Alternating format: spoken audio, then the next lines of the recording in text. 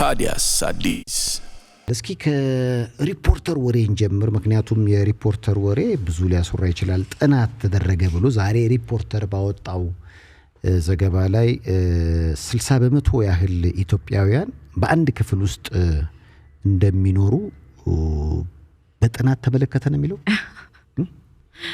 አዎ ትንሽ ለየት ያለ ነው አይደለ ሐሳቡ ማለት ነው ጉዳዩ ያው የምንኖርበት ነው ሐሳቡ ግን እንደ ጥናት ተነስቶ በዚህ ደረጃ በዝርዝር መቅረቡ ትልቅ ነገር ይመስለኛልና እንግዲህ ይሄ ጥናት በኢትዮጵያ 60% የሚጠጉ ቤተሰቦች በአንድ ክፍል ውስጥ እንደሚኖሩ የኢትዮጵያ ስታቲስቲክስ አገልግሎት ከሚያከናውናቸው ጥናቶች መካከል አንዱ በሆነውና የሰዎች የኑሮ የጤና ሁኔታን በተመለከተው ኤዲኤችኤስ በኩል የተደረገ ጥናት ነውና እንግዲህ በዚህ ጥናት ውስጥ በጣም ዘርዘር ያለ ነው በሀገሪቱ በገጠርና በከተማ በተቀራራቢ ደረጃ ወደ 60% የሚሆነው ህዝብ በአንድ ክፍል ውስጥ የሚተኛ መሆኑን ጥናቱ ያስረዳል በተመሳሳይ 33% የሚሆነው የከተማው ህዝብና 31% የሚሆነው የገጠር ህዝብ በባለ ሁለት ክፍል ቤት ውስጥ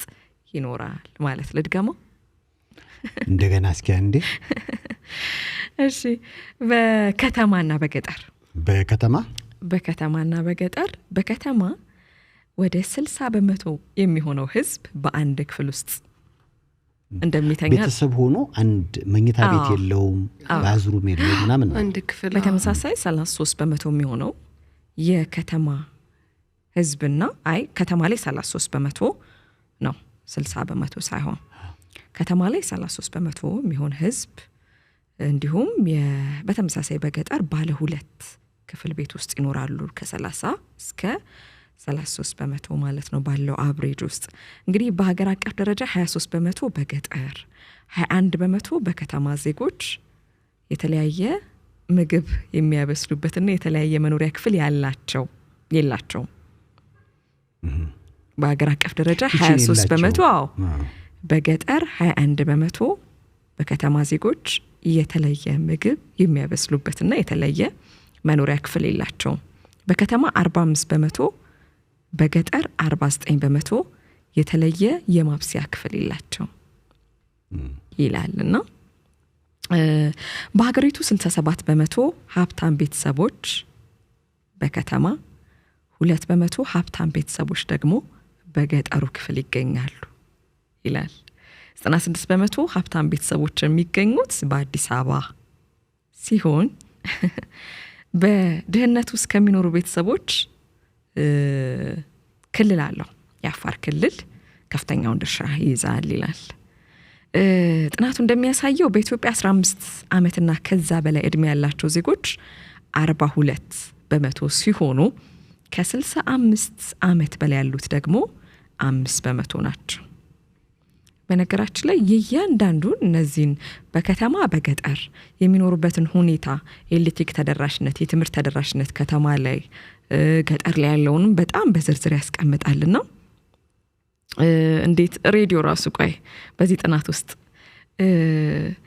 12% ሴቶች ቢያንስ በሳምንት አንድ ጊዜ ሬዲዮ የሚያደምጡ እያንዳንዱ ነገር ነው የተጠናው ዳታ ደስ ይላል አድናቂ ነኝ ዳታ የትዳር ሁኔታም አለ ስለዚህ 12% ሴቶች ቢያንስ በሳምንት አንድ ጊዜ ሬዲዮ የሚያደምጡ መሆናቸው 6% ጋዜጣ እንደሚያነቡ ወንዶች 22% ቴሌቪዥን 6% ደግሞ ጋዜጣ እኛ ቲቪው ላይ ነን ያነባል ይላል ያንተ በመስማት ነው እኛ በማየት ነው እንግዲህ ያው ዋናው ቤት አይደል ለመኖራችን ያው ምሰሶ ስለዚህ በዚህ ቤት ውስጥ የሚከናወኑ ነገሮችን ነው በከተማ በገጠር ያወዳደረ ጥናት በዝርዝር የሚገልጸው በጣም ብዙ ነው የአልኮልና የትንባሆ ተጠቃሚነት የኛ ጉድ መጣ በሚመለከት ጥናቱ እድሜያቸው ከ15 እስከ 49 ባሉት ውስጥ በ4% ከ45 እስከ 49 ባሉት ደግሞ በ14% መጨመሩን ጠቅለል አድርጎ ነው ይሄ ደግሞ የሚያነሳው ስለ ትዳር ሁኔታ እናንሳ ከህዝብ ውስጥ 8% የሚሆኑ ሴቶች ባሎቻቸው ከአንድ በላይ ሚስት ያላቸው ሲሆን 32% ሴቶች እድሜያቸው ከ20 እስከ 24 የሆኑት በ18 ዓመታቸው ያገባሉ። ንቀጥል? ምን ነው ላለመቀጠል ፈለግሽ? የመጀመሪያ ወሲብ ግንኙነት በማድረግ ሴቶች በ17 ዓመታቸው ጥናቱ ወደዛ ገባ። ጥናቱ በቤት በኩል በጣም ግን እኛ እንዲሁ እንደ ቀልድ ያነሳናቸው ያሉ ግን ሊቴል አይ ግን ያውኑንም አጨርሹ ህዝቡም ይጠይቃል። ምንድነው ያልሽው?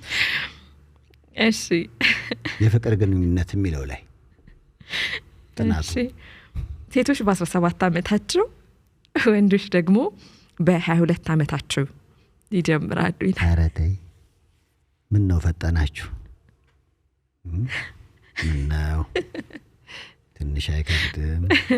ማለት ጾታ ተለዋውጦ እንዳይሆን ግን እዚህ ላይ እኔ ግን ባህል መስለኝ የነበረው ወንዶች የሚፈጥኑ ይመስለኝ ነበር አይደለ? ጥናቱ እንዴት ነው? መቼ ነው የተጠናው? ጥናቱ ያው የቅርብ ጊዜ ጥናት ነው። አመናችሁበት በጥናቱ? እኔ እንጃ ሊሆን ይችላል። ምናልባትም ትዳር ላይ ሴቶች ቀድሞ የመጀመር ሁኔታ አለ አይደለ?